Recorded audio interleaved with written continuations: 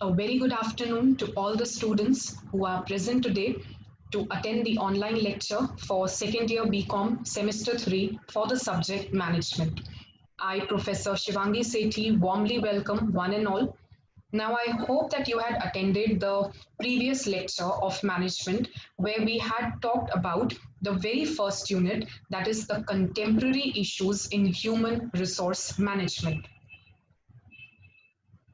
So as you can see, these are the contents that have to be covered in the same, out of which in the previous lecture we had talked about the introduction of human resource management, and we also talked on the very first contemporary issue that you can see, sexual harassment. The focus for today's lecture shall be on the next issues, namely employee engagement and employer's brand. Now, before we move on to the discussion of today's topic, let me just give you a quick recap, a quick review of all the things that we have already done in the previous lecture. So, very quickly, just go through the topics. So, under human resource management, what we discussed first was what do you mean by human resource? So, I told you very clearly that human resources are considered to be the most valuable asset for any business organization. We had also seen that all the other resources in an organization, whether financial, whether the physical resources, whether the machinery, whether the raw materials, would be just a waste if you don't have efficient human resources to use them. So, what did we mean by human resource?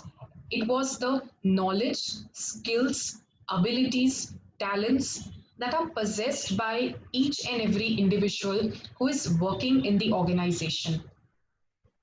So, this was the definition we had talked about in the previous lecture. Moving on, we also studied as to what do you mean by human resource management. So I gave you a very simple explanation to it, that human resource management in a nutshell is nothing but managing the human resources, or I can say applying the managerial principles on the human resources. When we say that there is a human resource department or there is a human resource manager, they actually have to work for acquiring the human resources scientifically. They have to maintain the human resources in an organization. They also have to work for the development of their skills. Ultimately, they would manage the human resource in such a manner that not only the organizational goals but also the individual goals of an employee are satisfied. So this was all about HRM that we had discussed in the definition.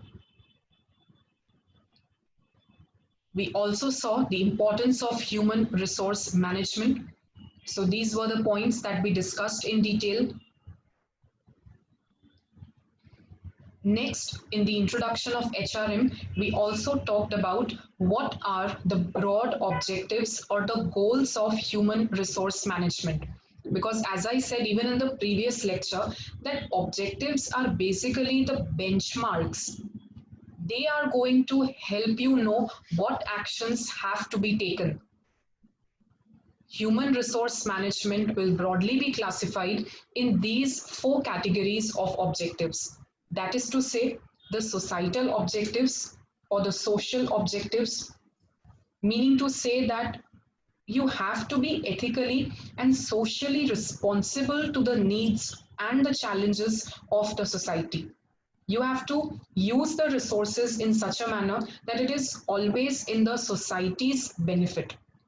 Also, it is required to achieve number two, the organizational objectives.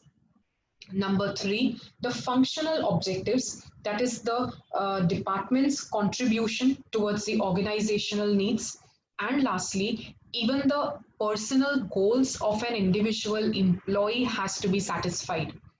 So one thing we can sum up, that HRM is people oriented, it is employee oriented. We are not only concerned with the organizational goals, but also the individual employee goals. I hope you were clear up till now. In the previous lecture, we discussed the first issue in detail, that is sexual harassment of employees at the workplace. We discussed the meaning and as to what constitutes the same, so you can go through again.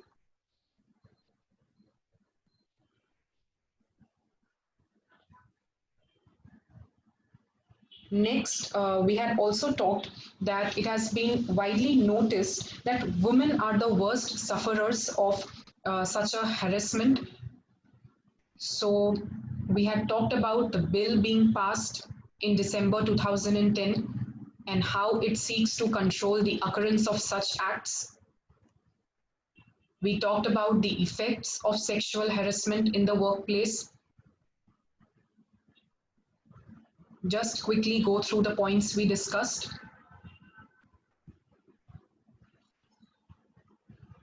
We also studied as to how and what could be the preventive steps that can be taken to avoid the same. So, what could be the measures to reduce sexual harassment, or what preventions, precautions can be taken by the organization?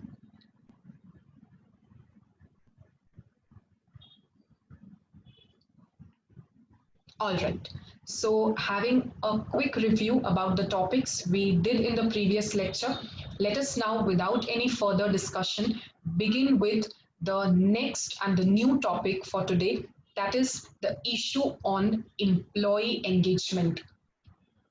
Now, just looking at the words, you can get the idea about the concept. When I say employee engagement, we are actually meaning the work or the worker's engagement in the organization where he is working. We mean to say that an employee should be engaged at the workplace he is working. He should be fully motivated, encouraged, and committed towards his work at the workplace. Because the more he will show engagement, the more he will be engaged towards the workplace, the more effort he will be putting in the work he does. So the question comes as to what can make the employees engaged in the organization, or how can one achieve that employees engagement? So simply to say, an organization has to work to provide the right conditions in the organization. When you give the right working conditions to your employees, they will definitely be engaged and committed towards your organization. They are going to work with 100% and give their full efforts in the same. So with this discussion, let us see what is employee engagement all about. So it is basically, as I said, a workplace approach, resulting in the right conditions for all the members of an organization so that they can give their best each day. You need to give them the right conditions to work. What are these right conditions? We will be talking in a while. But by giving them the right and the appropriate working conditions, the employees can give their best. They will be utmost committed to their organizational goals. Ultimately, they will also be motivated, which brings the organizational success. They know that they are going to be taken care of, their well being is going to be respected, for which they will be giving their 100% in the organization. It is all about creating the conditions in which employees offer more of their capability and potential. You cannot buy a man's willingness to work, simple as that. So you need to give him the right conditions that motivates him to work better and give him best in the organization. So I can say one thing, that employee engagement is something, some sort of an internal feeling that he has, an emotional connect that he has for his organization. So it is based on the trust, the integrity, and very importantly, the two-way commitment and communication between an organization and its members. When I say two-way, we want a transparency of information between the employees and the employer. or the organization. Then and only then we can say an employee will stay attached and engaged to the organization.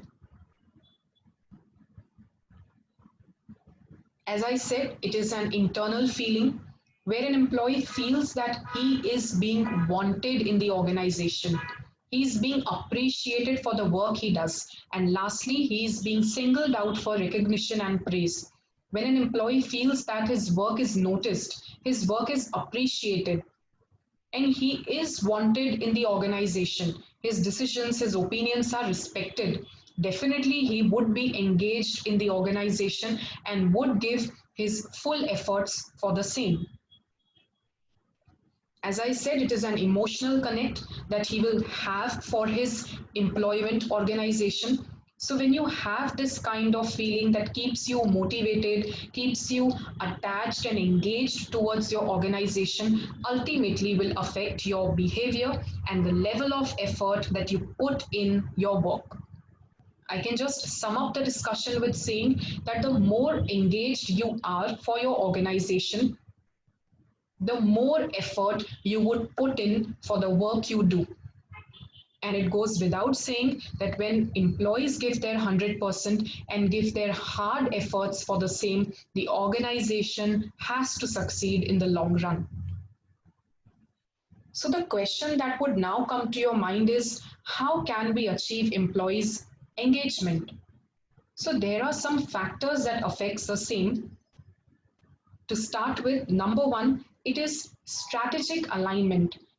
Now, you all know what do you mean by strategy. It could be a long-term plan that has been framed by the organization. So as an individual employee, he should be aligned to the strategic goals of the organization. He should be in line with where the business is going and how it is going to get there.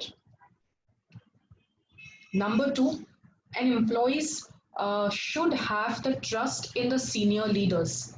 He should have trust and must follow the senior leaders. So it will definitely affect the employees' engagement.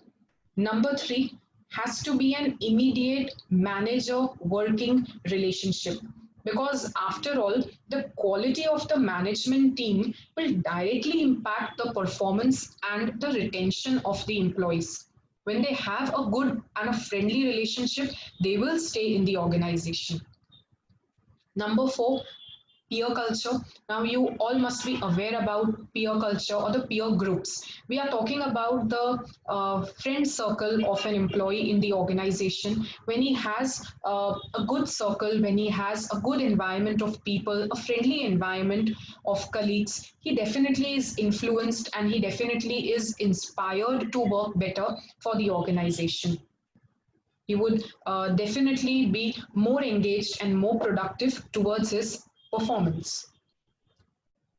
It could also be a personal influence where employees feel that they can strive to seek better ways of doing things.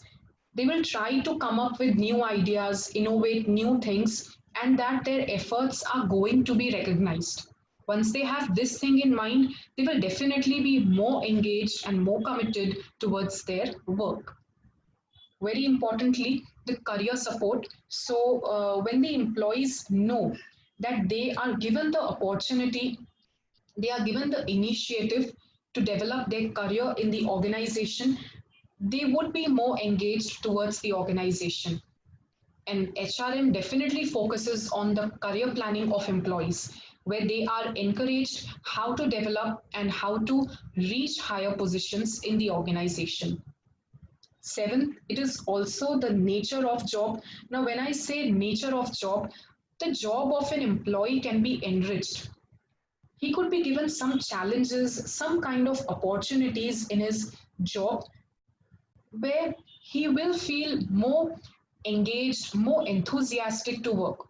The right person should be given the right job, the right post where he can work and he can give his best efforts.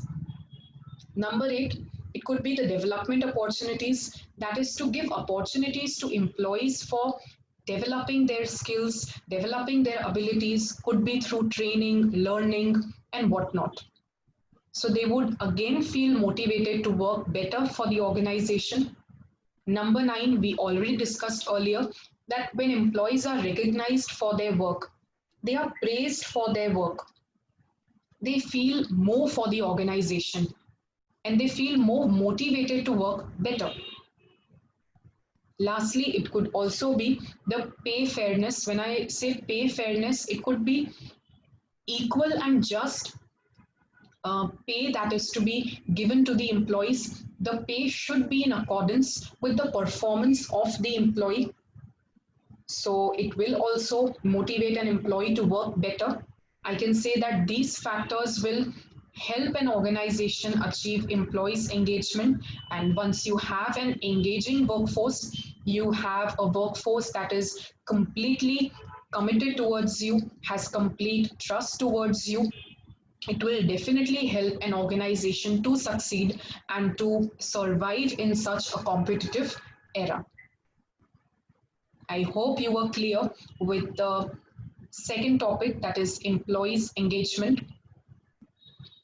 We move on to the third contemporary issue that you can see, employers' branding.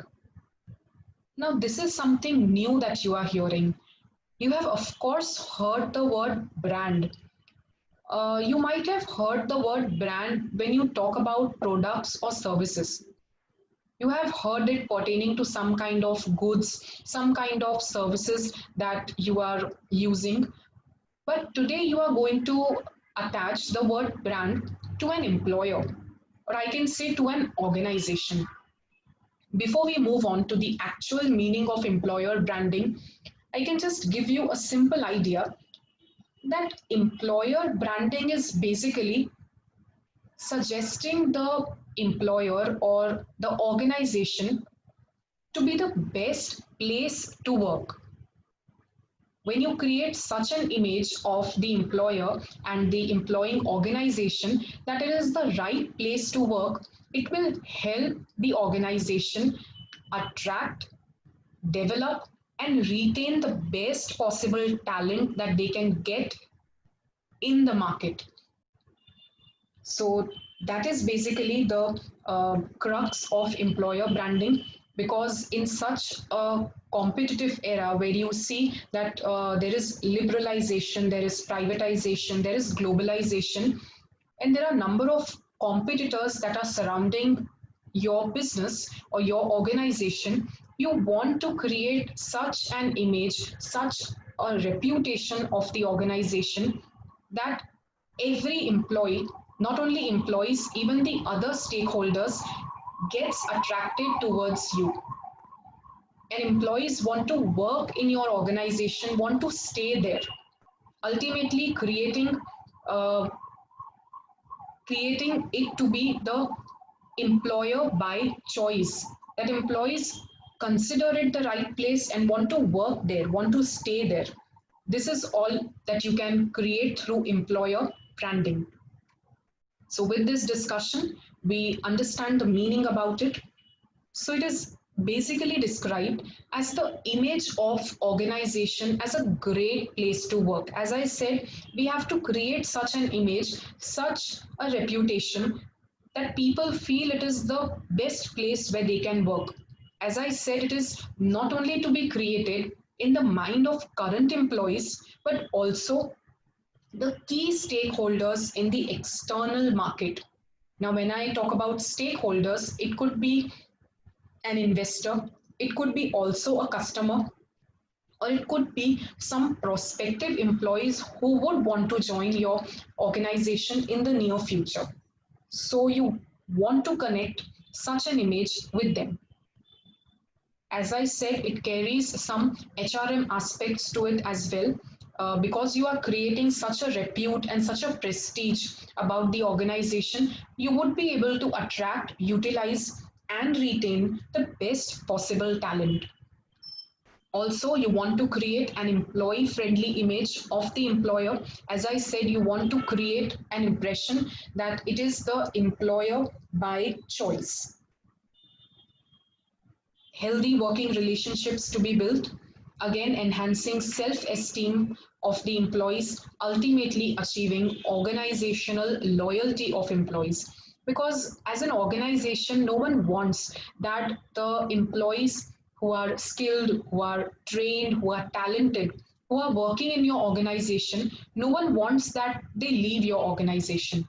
So you need to hold such an image that not only people from outside are attracted, but also the ones who are working with you should be staying with you, should be retained in the organization. To give you again an idea, I can say that employer's brand is defined as creation, maintenance, and management of an agreeable, trustworthy, and progressive image of the employer. When I say employer, we are also talking about the employing organization as a whole. So you want to create and maintain such an image, because only when you create a good image, then the employees stay attracted and stay connected with you. The employer has to build image and not only attracting the best talent but also retain them despite better offers by rival employers in the job market. As I said, you need to attract, but you also need to develop and maintain those who are already working in your organization, because you don't want that the people working in your organization leave your place and join the rival employers, because that would be a great loss to the company as a whole. So it is concerned with, as I said, attracting the best industry talent. You want to create such an image that the best talent gets attracted towards you. Not only that, those who are staying in your organization, working in your organization, even those have to be retained. Balancing the rewards offered to employees in return for their performance. So you need to consider that the rewards that is given to the employee should be in balance with the performance they show. And lastly, identifying the unique policies and programs to demonstrate companies' commitment to employee well-being. Now we are going to study in detail as to how the employer's branding works or how that brand image can be created. But one thing is depicted here very nicely, that to create such an image, you also have to work for the well-being of employee. You have to frame such policies that works for the physical and the mental well-being of an employee. Lastly, as I am saying so many times, that you need to establish the company as an employer of choice. People should be attracted to work with you and in your organization. And those who are already working should be retained. So the next is the fundamentals of employer branding, where you can see now fundamentals meaning to say what are the things that can be taken care of so that the employer's branding can be maintained, or so that the image that you want, the prestige that you want of the employer and the organization in the eyes of the external environment and within the organization, these things have to be considered. So, in that, number one, momentum. Now, when I say momentum, we know that to establish a good image of the organization, you have to work for a positive culture. You have to work for the employees. But by momentum, we mean that such a positive culture has to be not only developed, but one has to continuously work towards it. It should not be that after working for the well-being of employees for some time and by creating the employer branding, afterwards the organization cannot stop doing that. It has to be done continuously. Then only that image can be sustained, and then only employees stay connected, attracted with you. Next is well-being. So the organization has to work for the well-being, the physical and the mental health of the employees. The work should not be stressful for them. So they need to identify the unique opportunities to ensure the overall well-being of employees at work. Because when employees feel that they are taken care of and their well-being is considered, they would definitely stay in the organization. They would be not leaving the organization. Next is very simple. Employees can be given some sort of additional perks and benefits. When I say perks and benefits, it is something more than the salary or the compensation that they are already getting. So it could be some sort of daycare given for their children, could be the education facilities given for their children, could be some sort of family welfare that is thought about. So these kinds of additional perks and benefits will motivate the employees and they would work better and would be sustained in the organization. Next is the rewards and the recognition. So, as I said earlier, also, the employees must be rewarded. The employees' work should be appreciated. When they perform extremely well, they need to be given that reward, they need to be given that appreciation. Ultimately, recognition should be received by them. When they feel so, they stay connected with the organization. Next is culture of fairness and diversity. So definitely, such a culture that gives them justice and treats them with equality needs to be developed. When the employer, when the organization is showing equal and just treatment to everybody, the employees tend to remain satisfied and motivated. Lastly, even women empowerment can be thought about, where they should be given equal chances to work in the organization. Not only that, they can be taught number of safety measures, self-defense. They can also be encouraged to grow as leaders and pursue the career options they want to. So even that can play an important role to develop the image of employer branding. So these were the fundamentals, these were the factors that can be taken care of when a proper image or when the employer wants to create that sort of reputation of the organization, which not only attracts the best talent but also helps retain what they already have in the organization. So moving on, we also have to study, lastly, the need for employer branding. Now, up till now, you have understood what do you mean by employer branding. You have also understood as to how that brand be created, how that image can be created. So the next question comes up as to why employer branding is required. What is the need for employer branding? So these are the points that you have to pay attention to. Number one, and the most important, you can see scarcity of talent. Yes, there is a scarcity, there is shortage of the skilled workers that one requires. You can see there are too many jobs which are chasing too few candidates. Talented employees are most importantly in short supply. So when already talent is in short supply, such employees, we have a scarcity of such employees, then as an organization, at least one should work for attracting the best talent. And if they already have, they should be able to sustain them and maintain them. Because there is no scope of losing these people. There is no chance of losing these people. So that has to be considered. The next is the competitive edge. So of course we know that the business is working in highly competitive environment. So employer branding will definitely give the organization a competitive edge in the market. Meaning to say, when they have such an image, such a prestige and reputation in the economy, the people would be attracted towards them rather than the rival employers. rather than the other organizations. Thirdly, impression management.